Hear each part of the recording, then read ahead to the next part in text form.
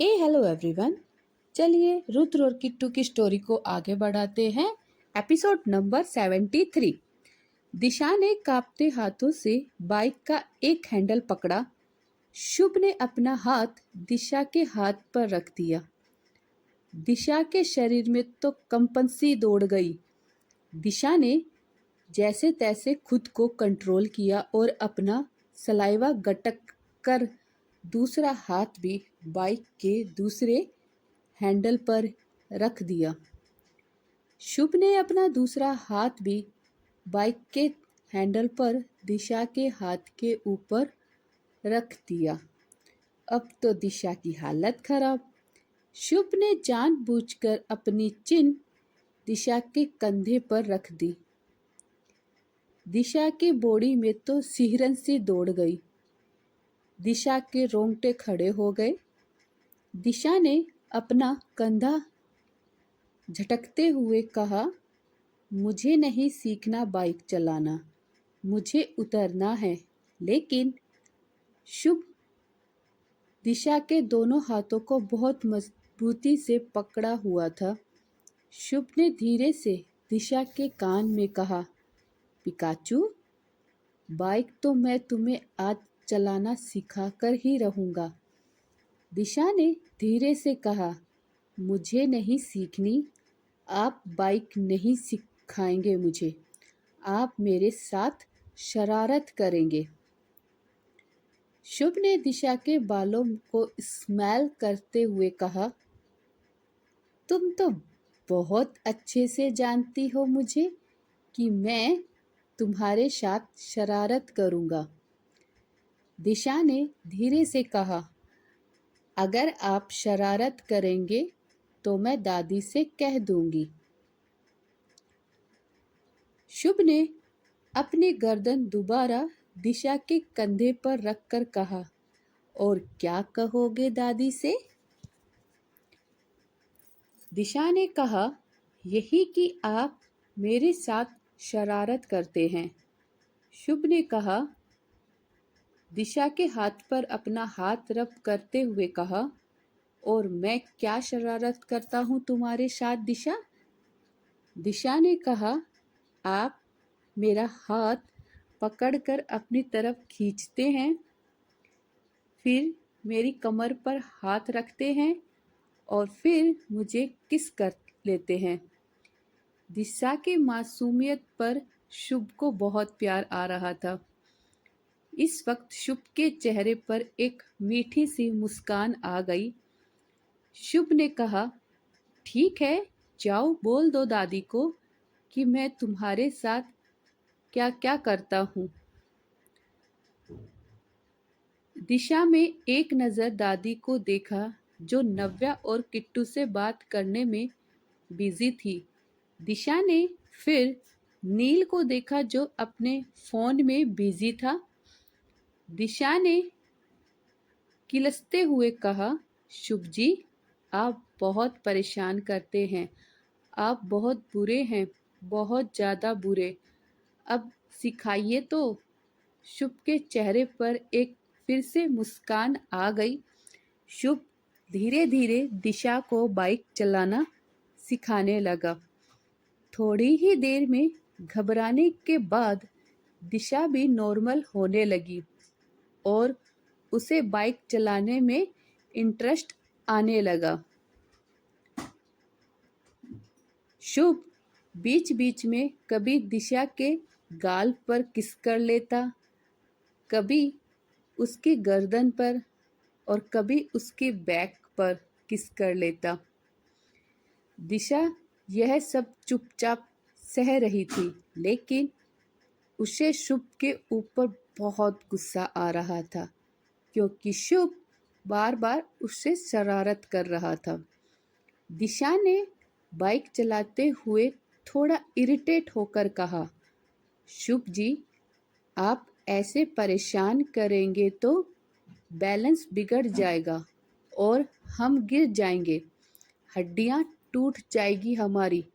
शुभ ने कहा, don't very, मैं तुम्हें गिरने नहीं दूंगा, और गिरोगी भी तो सिर्फ मेरे ऊपर, हड्डी टूटेगी तो सिर्फ मेरी, तुम्हारी नहीं। शुभ की बात दिशा को इफेक्ट करती थी। कहीं ना कहीं शुभ का छेड़ना, शुभ का परेशान करना, शुभ की बेशर्मी वाली बातें दिशा को अच्छी लगने लगी थी। करीबन 1.5 घंटा शुभ ने दिशा को बाइक सिखाता रहा। रात होने ही वाली थी कि नील उठा और दादी से बोला, दादी, मैं एयरपोर्ट जा रहा हूँ अवनी को छोड़ने। नील ने अपनी गाड़ी निकाली और एयरपोर्ट के लिए चला गया। इधर किट्टू और नव्या भी घर के अंदर चली गई। वहां दादी गार्डन में ही बैठी थी। शुभ दिशा को बाइक चलाने में इतना बिजी था कि उसे पता ही नहीं चला कि नील जा चुका है। दिशा भी इंटरेस्ट लेकर बाइक चलाना सीख रही थी। तभी गार्डन में दादाजी की गाड़ी प्रताप हाउस में एंट्री हुई। दादाजी गाड़ी से उतरे और उन्होंने एक नज़र शुभ और दिशा को देखा। उनके चेहरे पर भी एक मुस्कान आ गई। दिशा अब तक अच्छे से बाइक चलाना सीख गई थी। दिशा बहुत खुश थी क्योंकि आज वो बाइक चला रही थी।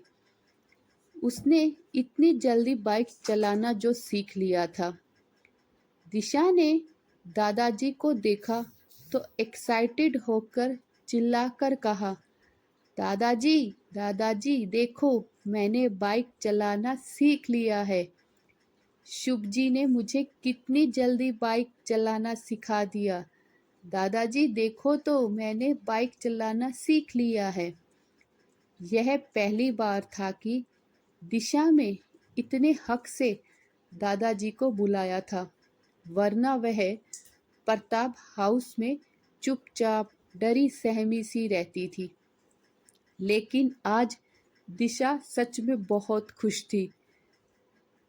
इतनी हक से दादाजी को आवाज जो लगा रही थी। दादाजी ने दिशा को देखा और फिर चंद्रकला के पास जाकर कहा, यह लड़की बिल्कुल अपने पापा पर गई है। देखो, अपने पापा की तरह कितने हक से मुझे बुला रही है।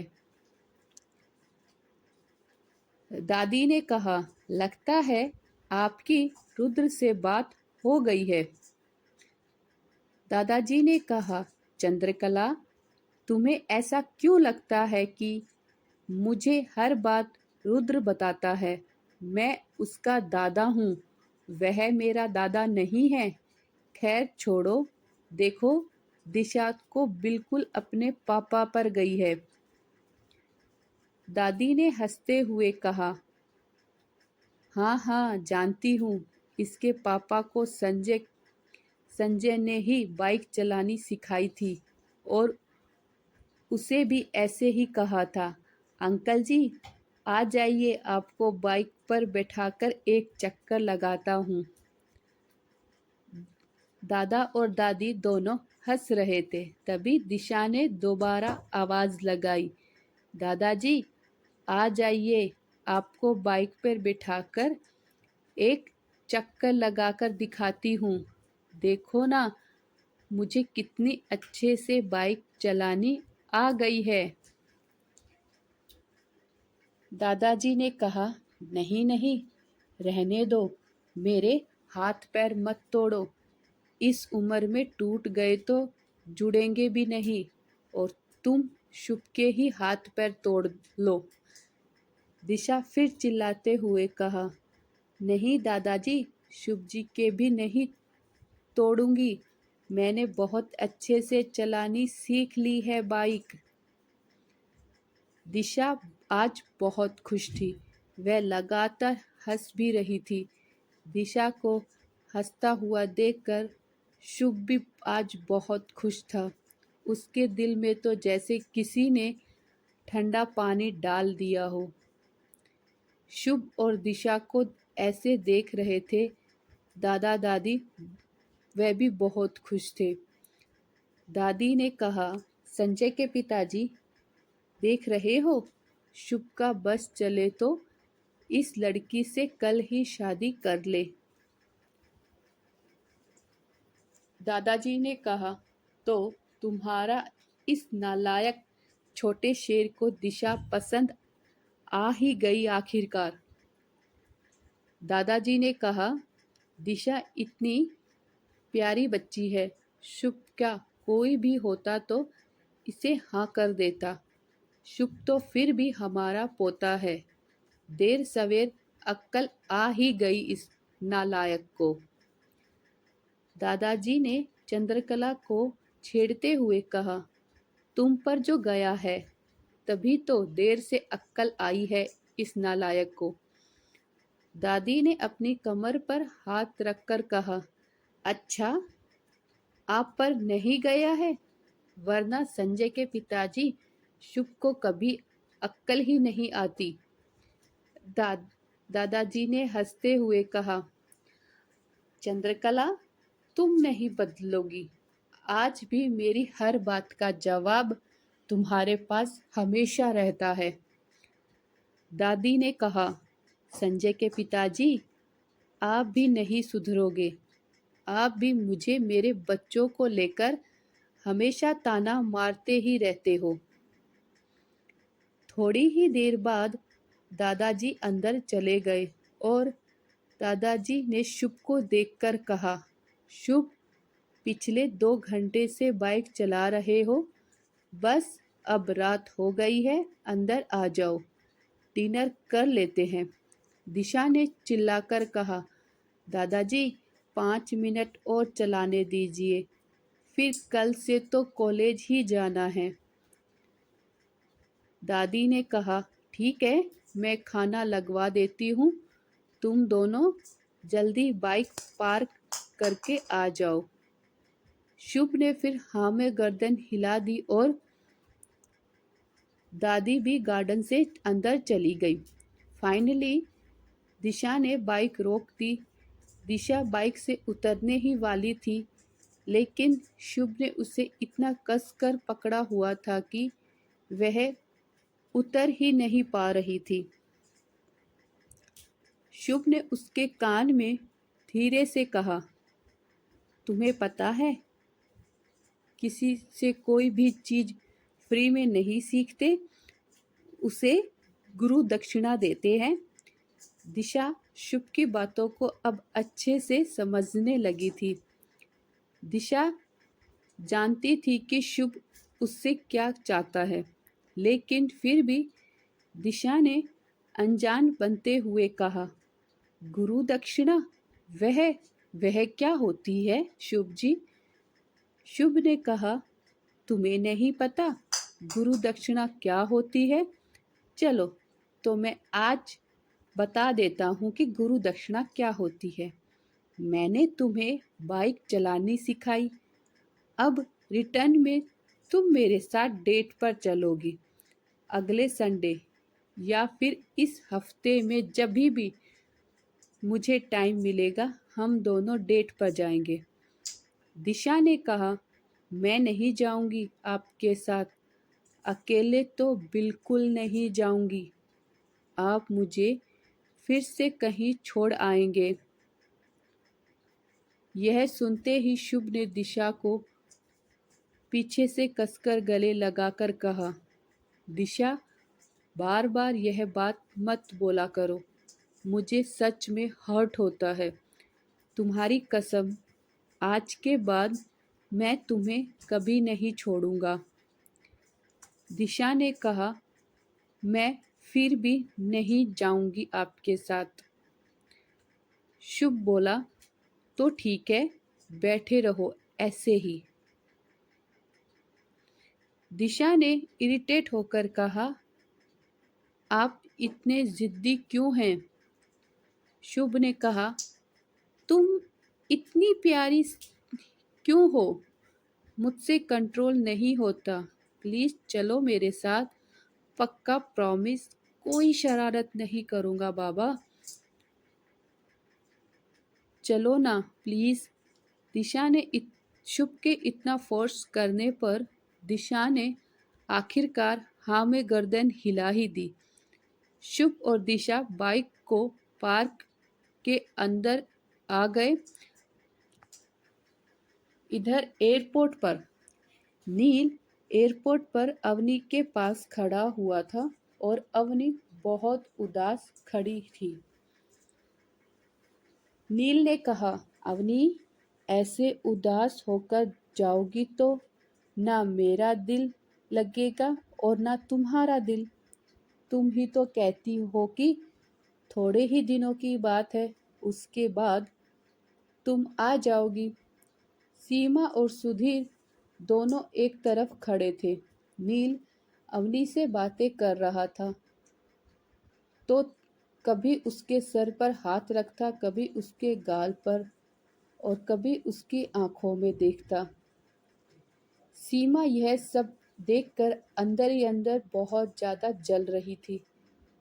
सीमा ने खुद से कहा, नील, जितना छूना है मेरी बच्ची को आज छू लो। अब मैं अपनी बेटी को हमेशा के लिए इंडिया से लेकर जाऊंगी। फिर देखती हूँ तुम मेरी अवनी को मुझसे कैसे छीनते हो। फिर अवनी ने कहा, नील, मेरा मन नहीं जाने का। नील ने हंसते हुए कहा, मैंने तो पहले ही कहा था मत जाओ तुम ही जिद कर रही हो। अब यहाँ तक आकर खुद ही मना करने लगी हो। कोई बात नहीं अवनी, हम बात कर लेंगे, चैट करेंगे, मैसेज करेंगे एक दूसरे को। अवनी ने नील की बात सुनकर हल्का सा मुस्कुरा ही दिया।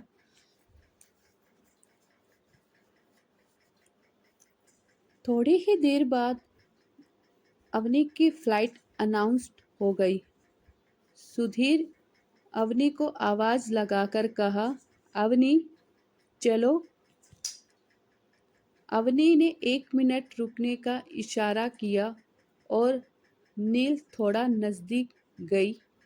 अवनी पंजों के बल खड़े होकर नील की टी शर्ट को हल्का सा खींचकर उसकी खुशबू महसूस करने लगी। इस वक्त नील के चेहरे पर भी मुस्कुराहट आ ही गई और उसने अपने दोनों हाथ अवनी की कमर पर लपेटकर उसे कसकर गले लगा लिया। नील ने एक ही शर्ट पहनी थी और उसके ऊपर एक हल्की सी जैकेट पहनी थी जो स्लीवलेस थी।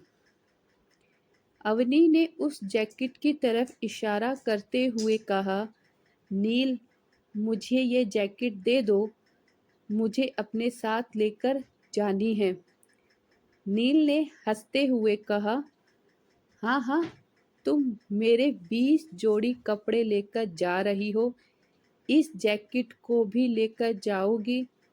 कहो तो टी शर्ट, पैंट, कच्छा, बनियान सब लेकर जाओ, मैं नंगा चला जाता हूँ यहाँ से।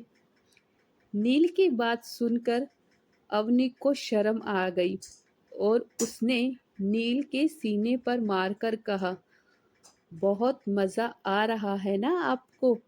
जब मैं चली जाऊंगी तब मैं देखती हूँ किसके साथ इतनी बकवास करते हो आप।